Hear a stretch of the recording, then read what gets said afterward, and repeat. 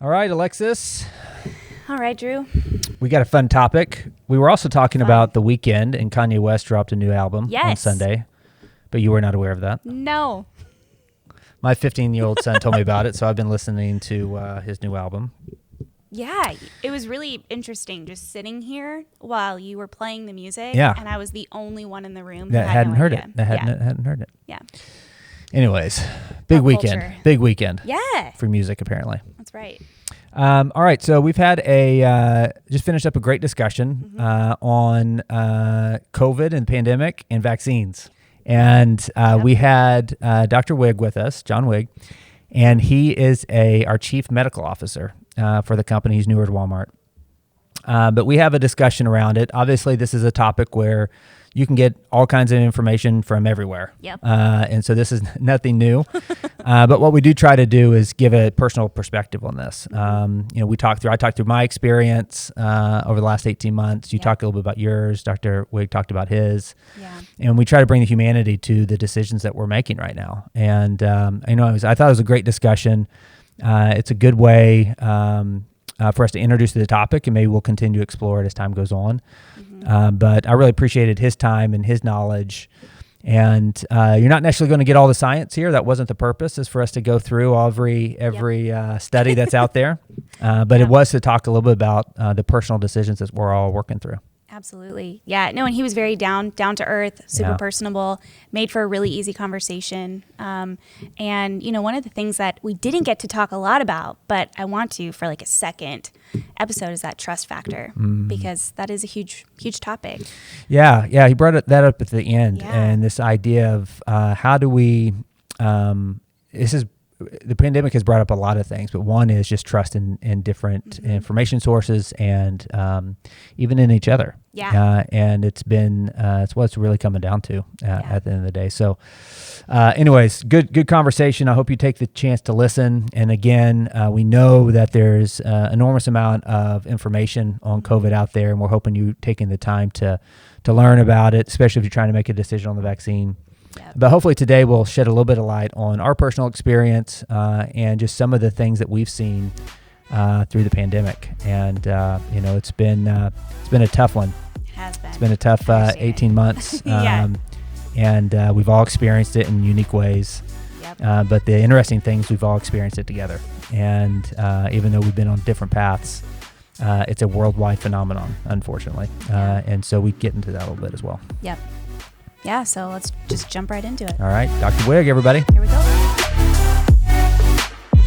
All right, Alexis, we are here with Dr. Wig, who's out in Boston, and we'll have him introduce himself. But we have a topic today that I think is on everybody's mind, which is around COVID and specifically vaccinations. And we'll get into a little bit about our personal story and what we've been through the past 18 months. But a lot has changed in the world, whether it's at work or in your personal family or just around the world. It's been such a unique experience in a lot of ways. And so we're going to talk a little bit about that. And this will be a little bit of a different episode. We know there's a lot of emotion around this topic, rightly so, with all that's gone on. And our goal today is just shed light on our personal stories and shed light on some of the science behind what we're all working through. At the same time, recognize where everybody's at in the decisions that they're making and how they're thinking about themselves and their families and obviously us here at Walmart. So it's going to be a good discussion. We're looking forward to it. We've been planning this for a bit. But Dr. Wig is new to Walmart, a few weeks in, and we thought we would ask him to come in and have this topic with us. And so we're going to have a good discussion. But Dr. Wig, thank you so much. We know you got so much going on. We appreciate you spending a little bit of time with us and those that are listening. But welcome to The Difference. And I thought what you could do is just start off by talking about a little bit about your background and how you made your way to Walmart. Yeah, no, I don't want to bore your audience too, but I'll try to do it excitingly. So just starting back, I grew up in New York, and my dad was a pediatrician, so that was sort of my first foray into healthcare, and used to see him running around. And in fact, even my name, he actually, was a funny story. So when he was a resident, he was at SUNY Downstate, and he was in a physician's lounge. And I guess they were calling a code, and they were mangling his name over the loudspeaker. So he was just kind of chilling out on the couch, and then suddenly realized he was being called. So he actually changed his name to Warren. So my last name is Wigneswaran. And so he went by Dr. Warren, and, legally sort of did that for survival purposes. And then moved to California, went to high school in California.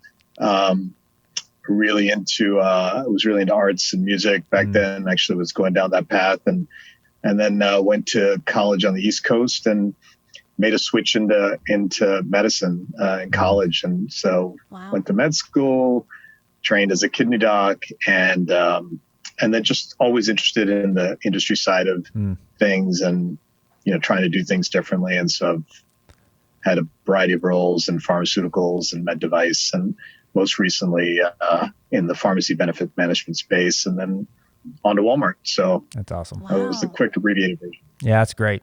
Well, we're lucky to have you. We know you're going to offer a lot of great work while you're here at Walmart to help us as we work through not only situations like this, but others, and how we build our business, but then also take care of our customers and take care of our associates. So we're glad to have you, and welcome to Walmart. And Thank you. Thanks for, again, thanks for the time. Thank you. What I thought we'd talk a little bit about, Alexis, is 18 months ago. If you that 18 months feels like 18 years really in some does. cases, and in other cases it's feels like 18 seconds, right? It's gone by. In some cases slow, in other cases fast. But Dr. Wig, for you personally, what's this last 18 months been like? We've all kind of had a journey, and when I thought back to the beginning of 2020, this is the last thing I thought was going to happen. We've all had to transition our lives in a lot of ways. But just for you personally, what's been what's the last 18 months been like for you? Yeah, I mean, I think we all have sort of similar dichotomies on this time, because on one hand, it's not something you wish on anyone or yourselves or the country and the world. But the thing that struck me the most was just the differing levels of understanding and experience, and you kind of get to know people when you're in something like this. It becomes more than just a pandemic or healthcare. But for me, it's been more that type of eye-opening, time. Yeah, I'm sure.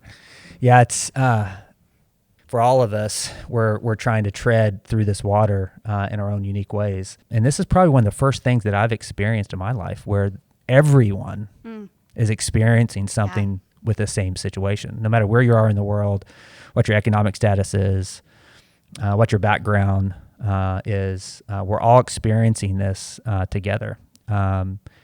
And rightly so, when you have 300 million people in a country, there's a lot of different perspectives, and there's a lot of different experiences that bring you to the point as you go through this pandemic. So a lot of opinions. And so that's been interesting to see too, as some of this has come out. But it is in a way, I think, has brought, in some cases, brought us together because we're experiencing this. In other ways, it has unfortunately put a wedge in between individuals and in different ways, whether it's in families or within companies or within the country. Yeah. This is a tough one. Yeah. And speaking of that, this has been a really interesting time where individuals have kind of started talking about things. Like this has been a very big topic for a lot of people. And sometimes it's really hard to have that type of conversation with family, friends, people that you work with, if you do have opposing views. Yeah. And so Dr. Wig, how have you navigated through some of those conversations? Yeah, no, I mean, it's you guys are starting with really simple questions, so I really appreciate that. Yeah, that's how we do it, Dr. Wig. Yeah. No, I mean, so I just go back to just you go back to your own personal experience, and so there is, when I've had an opportunity to practice in different places. I lived in Ohio for a decade and used to go out to Greenville, Ohio, which the patients were different. I used to get fruits and vegetables as gifts in the winter, and you kind of build a certain type of rapport, and you sort of understand where everyone is. And there's so many different things here. First, for us, all of us kind of in this space, we're seeing the data, and we're used to the terms. And then for someone else, they're kind of seeing a vaccine, emergency use, and they're like, what? I don't, I don't know anything about this. Yeah. And so I think we kind of take for granted like that people have sort of come along with us. Yeah. And then I think the other thing, and I was having a conversation with some folks from the NBA about 6 months ago, and just trying to understand sort of how they were approaching their players. And what was interesting is that a lot of the time it has to do with your own experience in the healthcare system. So a lot of players, for example, their mothers or grandmothers had an awkward experience and with the healthcare provider, et cetera, and it sort of colors their view. Yeah. So, there's a lot of different factors. So I've just tried to listen. I don't try to force, although, at times as a physician, you kind of make decisions that you feel are in the best interest of the patient. Not everybody wants to get a surgery or get a procedure, but, sometimes it's life-saving, and you kind of have to, to lead with that hard truth sometimes. And that's not always easy. Yeah, that's true. Yeah, it has brought this different view on decision making in general. Yeah. And whether that's from the very beginning of the pandemic and what we were going to do, how you're going to have the conversations, to starting with masks, to we shut down, we closed our stores overnight and shortened our hours. Like, there's all of these decisions that we were making, and you see these big decisions that, again, politicians and executives and leaders are making across the country. And they're big, impactful decisions. But then also us as individuals are having to make decisions. Yeah. Right? With incomplete information that sometimes just affects you as a person or as your family. And so, Dr. Wood, for you, like, how do you recommend people to think about, whether it's the vaccine or other decisions that we've had to make as individuals through the pandemic, that risk reward and measuring that for yourself so you make the most beneficial decision? Yeah, I mean, I think the way you stated it is correct. I mean, risk reward. And what I've tried to do is, try to get people to understand, number one, why you're taking something. And in this case, with the vaccine, you're really taking it to prevent hospitalization and death. I think most people can deal with symptoms, but you're, at its core, that's the big reason. That's the first thing. The second thing is that there are implications beyond just your own health that you may not be aware of. So, if you look at the country now, most of the ICU beds are basically full. And God forbid you had, a heart attack, or a family member had a heart attack, and then you needed to go into a hospital, you're going to suffer from that. And so there are larger implications to this. And so I think, like you said, you got to think about, there's pros and cons to everything. Yeah. And when you put it that way in front of somebody, it's a little bit easier, I think, to try to convince folks, but still challenging. Yeah. I just think back for me. So back in December, I'll tell you me and my wife's kind of path on this. Back in December, we had COVID as a family right before, I think right beginning of December. We all got it. Luckily, we didn't have any major symptoms. My kids didn't have any symptoms. My wife and I were sick for a few days, luckily. And so that was obviously before the vaccines. And then, so the vaccine started to roll in. And so I really took time to think about it and said, all right, I had COVID. And at the time, there were some reports of, hey, you might want to wait a little bit of distance between the time you had COVID, and time you take the vaccine. And then others were like, there was a lot of information that says, you'll be fine. And so I talked to some doctors, got some information, and it took me a little bit. It took me a few months to really think through that, make sure I was going to make the right decision. And at this time, the vaccines were relatively new. But made the decision to get it, and I ended up getting the J&J vaccine, and very glad I did. And I think it's protected me since then, and is the right decision. My wife, on the other hand, she has autoimmune, and so she took a little bit longer, right, to think through this, and consulted all of her doctors. All of them encouraged her, especially after a while, and she had COVID too. And so she went through that decision-making process, and she ended up going with, I think, Pfizer, and made that decision for her and herself. what was interesting about it is we both had these different parallel in the same house, right? Different circumstances. Mm-hmm. And it was a very open form of communication between the two of us as we just talked through it. But we had our own individual path, right? To get to the decision where she felt comfortable that is the right thing to do to protect her and our family. So I think all of us are kind of experiencing those type of things. You know what I mean? Mm-hmm. In those kind of paths, whether it's extended family or personal family. Yeah. Yeah, I know my husband and I, and we will have a 5-year-old come October, so that's exciting. There you go. But we were both pretty healthy, just in general. Worked out all the time, ate really well. We didn't even know if we had COVID, because if we did, we were like, oh, maybe we were asymptomatic. Right. But for us, it was more of a conversation around everybody else. So even if we had it and we didn't have any symptoms or something like that, that was kind of the first time that we were thinking, let's not make this decision about us, but everybody else. We were a part of a gym, D1 in Rogers, loved it.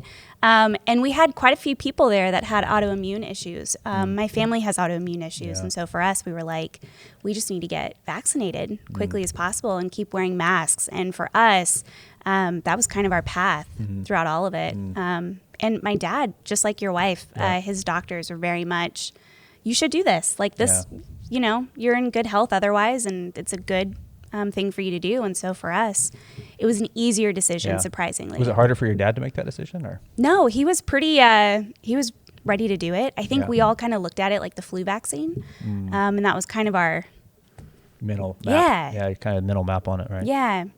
So I've had friends that it's been a lot harder for them to make that decision. And so for someone like me, it was easier. I was having a hard time having that conversation with them. How do I support them? And how do I stay in that conversation with them without kind of, you know, throwing my views on top of them? It has brought empathy to a whole new level. Yeah. And what I mean by that is, you know, empathy is the ability to feel what others feel, right? Well, we're all feeling the same thing. We're all having to make this decision, right? And so it's brought this level of empathy, because I really do, for those that have made the decision, some was really easy. It makes sense. I'm going with it. Others have struggled with it. Yeah. And I think it's important for us as leaders to meet people where they're at and to show empathy as they're working through this, and to support them, and to talk about our stories, right? Yeah. And to talk about how we made it. And sometimes we like to say as leaders, it was, oh yeah, I knew right away, right when that vaccine came, I was first in line. Right? We want to, but it was hard for all of us, right? Yeah. And I think we had to, when I say it was hard, is we had to think about it. It was something you had to put thought into, and you had to really study and make sure that you're making the right decision. So Dr. Wade, what's your kind of advice from a health perspective, and how you kind of work people through to really keep them focused on the main thing, which is health? Yeah, I mean, I give an example. My mom is, you know, who is 75, and she's scared of doing anything. She won't even, you know, she won't take a cholesterol medication, et cetera. And for her, you know, I think the thing that drove her was being around for the kids. So I think when she started to kind of realize that, you know what, she was at significant risk and she couldn't go and play Scrabble with her friends at the center and all the things that she likes to do, which I definitely don't find fun, but I've been dragged to some of those games, which are really competitive. But, you know, you have to put it in perspective as to why you're doing it. And so while you're doing it for health reasons, you're also doing it for a lot of other reasons. I mean, there are a lot of things that we do that we're told to do. I think this is kind of where you're going, that, you know, may not want someone telling you to do. So we wear seatbelts. Yep. I don't think we really want to do it. And I think to a certain extent, you know, even the way that we've characterized the vaccine has sort of hurt us a little bit. So you mentioned the flu vaccine. The efficacy of a flu vaccine, if you look at it over the last decade, has ranged between 10 to 40% because the strains change every year. Yep. And so this is pretty good from that perspective. Yeah. And so when you look at a seatbelt example, you know, the example that a colleague had told me is like, you know, if you get into a car made in 2020 and has a 1950s seatbelt, are you not going to wear it because it's not as good as something else? And, you know, you're in medicine, it's always imperfect. And we're just very lucky, actually, frankly, with these vaccines that they're so protective. Yeah, sure.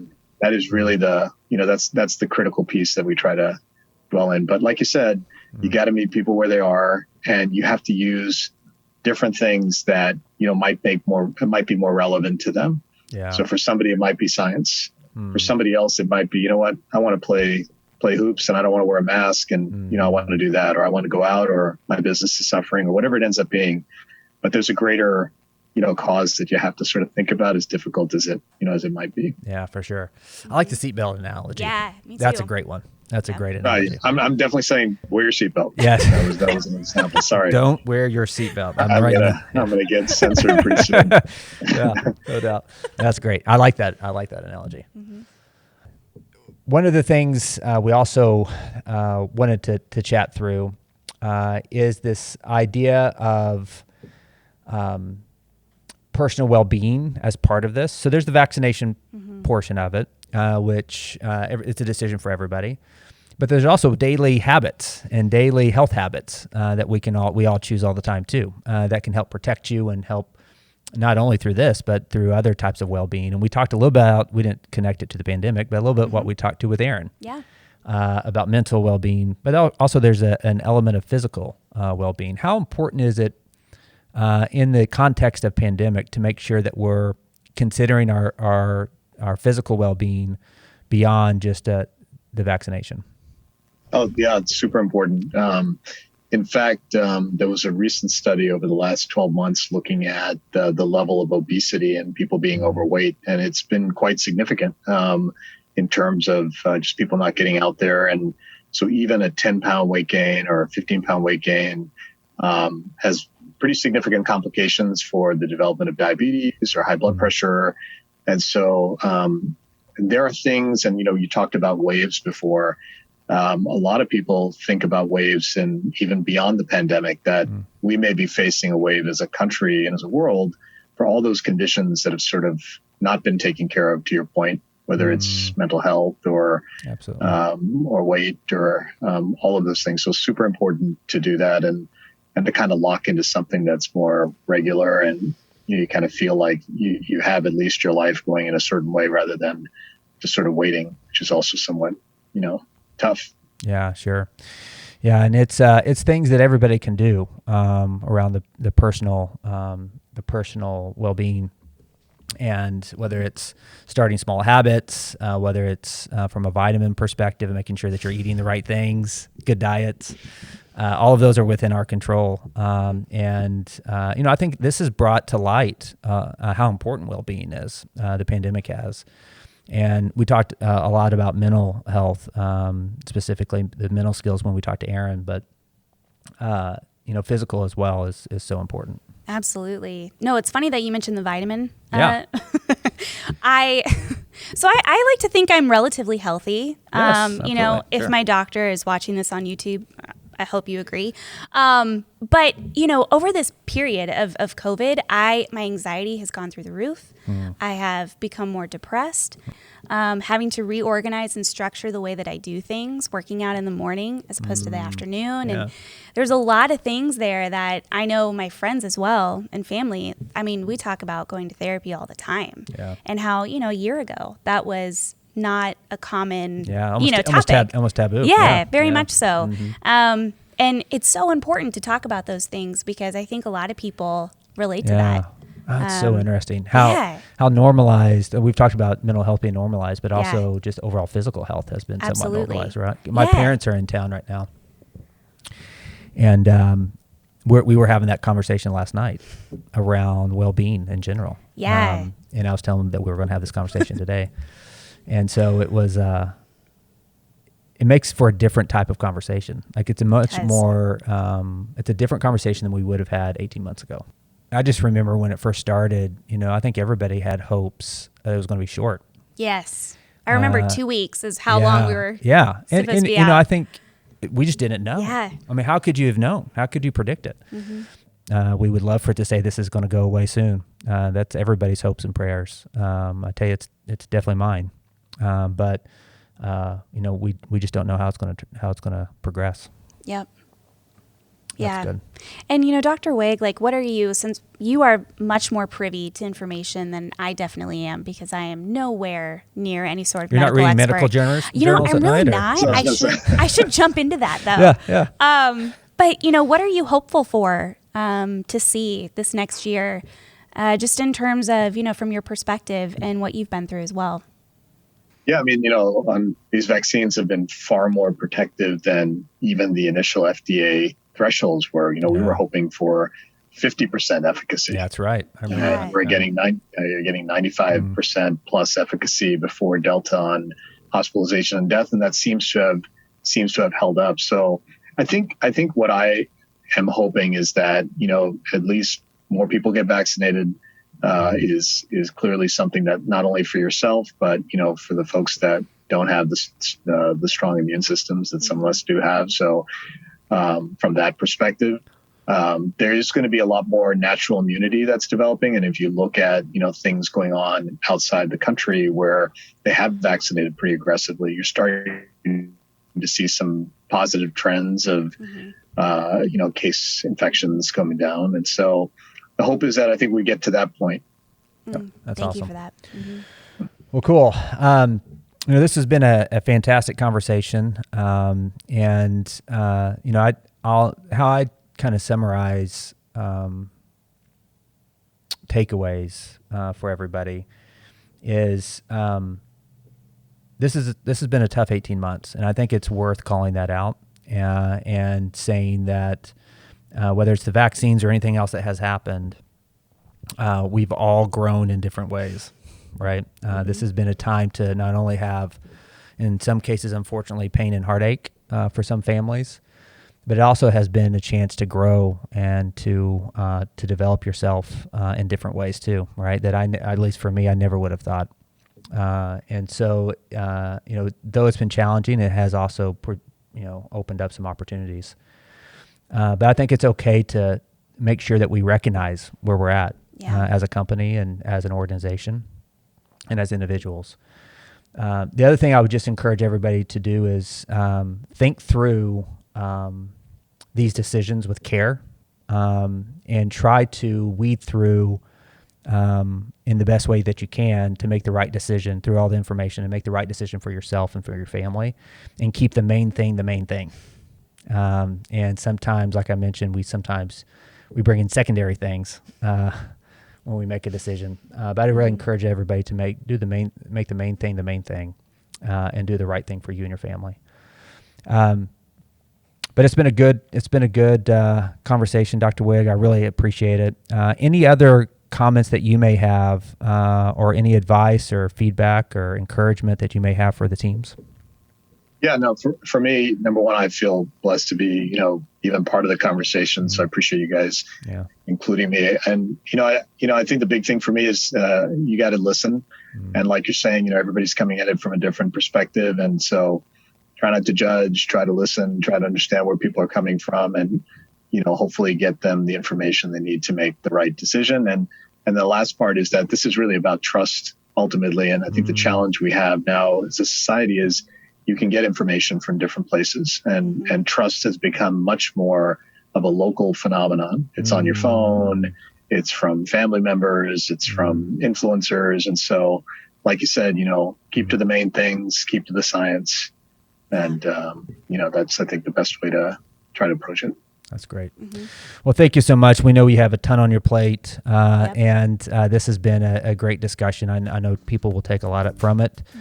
And again, welcome to Walmart. We're thrilled to have you as part of the organization, and maybe we'll have some time in the coming months to do a follow up to this as well if you have the time. But it's been a pleasure. Yeah, thank you so much. Yeah, me too. All right, Dr. Thank Wig, you. have a great one.